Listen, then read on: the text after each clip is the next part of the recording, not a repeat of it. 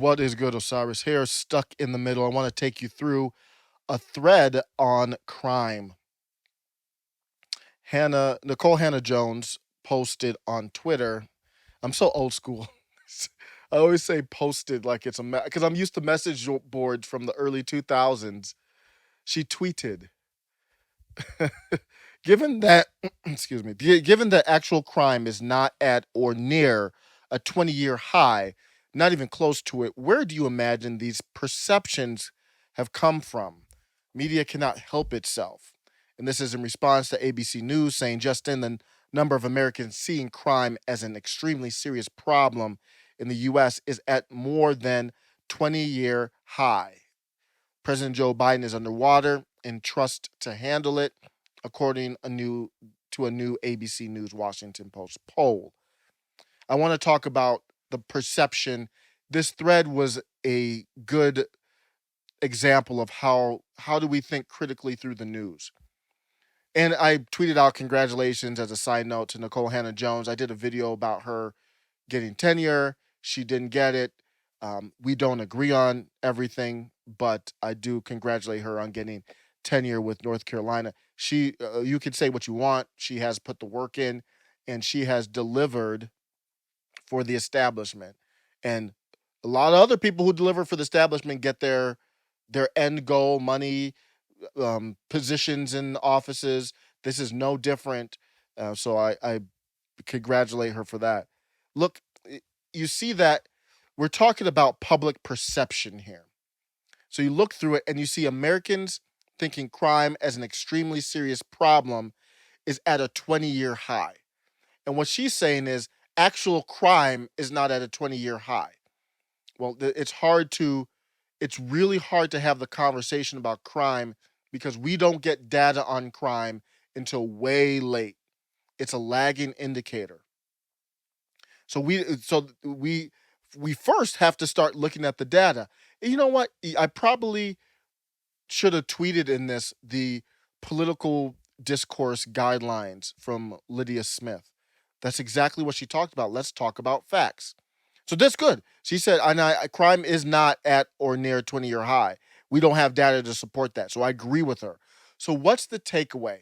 When I talk about Joe Biden and the crime bill, I've played those clips, Bill Clinton as well, James Clyburn as well. I have to give some context. So I haven't given the perfect context for that. Our country, and you watching this, you might, if you were around back then, if you're older like me, that you know the climate and I was young.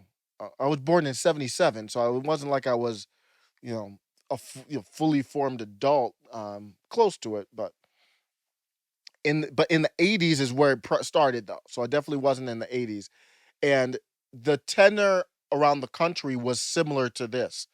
People were concerned about crime, and it all came out. And I don't want to get into the conspiracy theories on how this happened, or not conspiracy theories, but just theories. But the crack epidemic, and it hit inner cities harder, and it's just like very similar.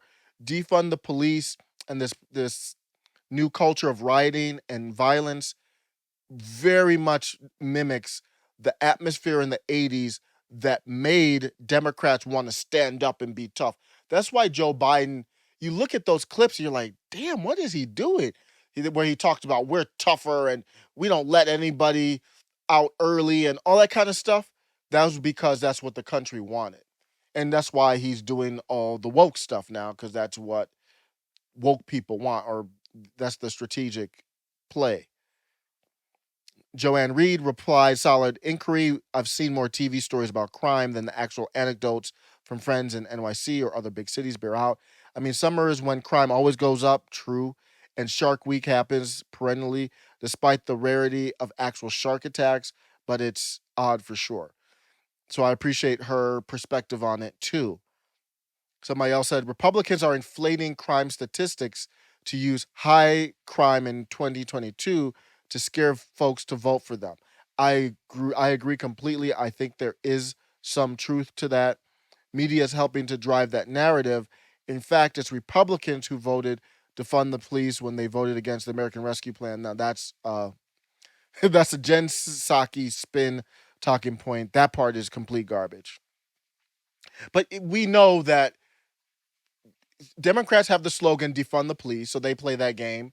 Crime, we have seen concern about crime, so obviously Republicans are going to take that and use it for advantage. But here's the thing. You're seeing number of violent crimes committed 2000 to 2020. Like I said, we're halfway through 2021. Do we don't have any data from 2021? It's a lagging indicator. We're 6 months behind with this data.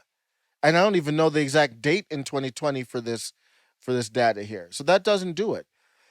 Other violent crimes in many places, such as assault, robberies, have declined. Does that matter?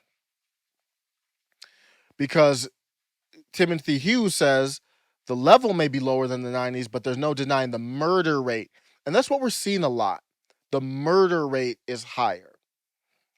And it's odd that Nicole Hannah Jones isn't so like, okay, yeah, murder's high, but everything else is low. She's kind of ignoring it. So this is the atmosphere, the perfect atmosphere for another crime bill. And the crime bill was terrible for black people. Absolutely terrible.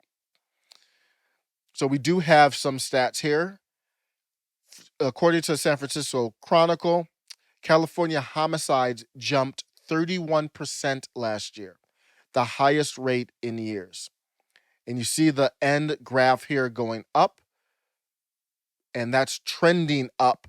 And you see it's trending up. We don't know where 2021 is. It's climbing. It's not going to snap your fingers and get back to where it was 20 years ago. We're trending towards that. So my challenge for Nicole Hannah Jones is what are the solutions? Homicide rates do not constitute all crime. Well, are you concerned about the homicide rate? We're not trying to prove you wrong here. We're trying to, well, I'm not, I think most of the people are not. I'm not. I'm just trying to think through this. What are the solutions? So then I post, these are some articles that I read. In Atlanta, the homicide rate is up 50% over this time last year. Mayor Keisha Lance Bottoms said she and her police commanders have been struggling to come up with concise reasons as they brace for a potentially rough summer. Scores of cities across the country have reported double-digit increases in shootings and homicides. In Columbus, Ohio, police have counted at least 80 this year, more than double the same period last year. Bigger cities also continue to see the increases. In Chicago, 195 people have been killed as of early May, the highest number in at least 4 years. Nearly 1,300 people have been shot. Wow. So, and these are higher. So we're on pace for high rates. I think it's better for Democrats to get ahead of this. Find the solutions are very difficult. And someone replied in here with a really good comment. And they said, the crime is concentrated in certain areas. So if you're like myself or Nicole Hannah Jones or many other people, hopefully you are in a safe area where I don't have crime like I'm worried about murders like that. Like if you're in an area where you're worried about guns ringing out at night when you go to sleep, if you're not in one of those areas, we have to watch the optics of downplaying crime, or not even the optics, but the ethics of downplaying crime while they're hearing literally gunshots at night outside wherever they live. Because people in those areas, they typically don't have a voice. You do. I might have like a little voice. So I'm not going to use my voice to say, oh, that's crime. Don't worry about that. When they can't even speak up for themselves, really, for the most part. How often do you see people in rough areas speaking out? There's not many that do it. It's usually somebody doing it for them. I think we have to, watch that and be careful about it. To end this, it's not. I'm going to end it on this. The reality is, And this is why I haven't told my children yet. They're young, 4 and 2, but I put this with homelessness. Maybe you wrap mental illness in that, and crime. And this is not to admonish capitalism, but they are byproducts of capitalism. And it would be a byproduct of any system. Even if we literally went to the first socialist, true socialist system that I'm aware of in modern day times, there would be homeless people because there's people who just check out. They don't want to be a part of it. And you can't force anybody to be a part of it. There's always going to be that. And don't think you're going to go to socialism and there would be no crime. Of course, there'd be crime. There'd be a black market. There'd be gangs. There'd be drugs, just like there is now. So I shouldn't say a byproduct of capitalism. A byproduct of any society is going to be illegal activities.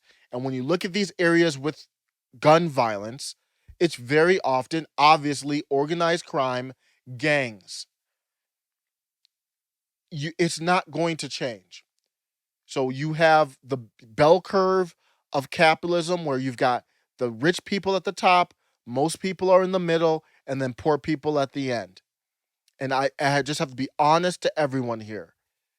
The fight in capitalism is to get out of, if that's what you care about, is to get out of that group at the bottom. There will always be people at that bottom. You're trying to get out, and it's a battle. It's a rung. So you get out, and it replaces people fall into it and are born into it and stay into it. You can't end it. You can try to control it. You can try your best to make it better, but you cannot end this illegal act. It's impossible. The gangs rule those areas. The politicians are corrupt, and nobody really cares. And that's not going to change. There's always going to be the underbelly of our country, and you just want to make sure it's controlled and doesn't leak out. So when you see that concern from the 20%, what I think I see is, man, this is getting crazy. At some point, it's going to spill out to areas that are safer, and I that's not what we're looking for. That's why you see the concern higher than where partly why you see it higher than where the stats might be when we don't have stats for right now, but when we fully get them. Let me know what you think. I know that's kind of a morbid view on the world where you can't eliminate homelessness. That's impossible. You can only shift where they are, but you that's people are going to be checked out, and there's going to be poorer areas of our country. There always will be. And in those poorer areas, there's always going to be poorer representation, poorer education, and crime and violence. And the gangs, rule those areas, not politicians, not police. The police can be corrupt in those areas too. It's all chaos. Let me know what you think about crime. Is it going to be a problem? Is one? You might have seen a lot of these crazy videos out here, man. There's people getting bold in broad daylight in San Francisco. I posted the one with the guy who came in the store on the bike, and but even beyond, because San Francisco is a whole another case. I'm seeing other stuff where people getting assaulted in broad daylight with the assaulter is not even wearing a mask. They're like they don't even care. Woo! Let me know what you think. Take care.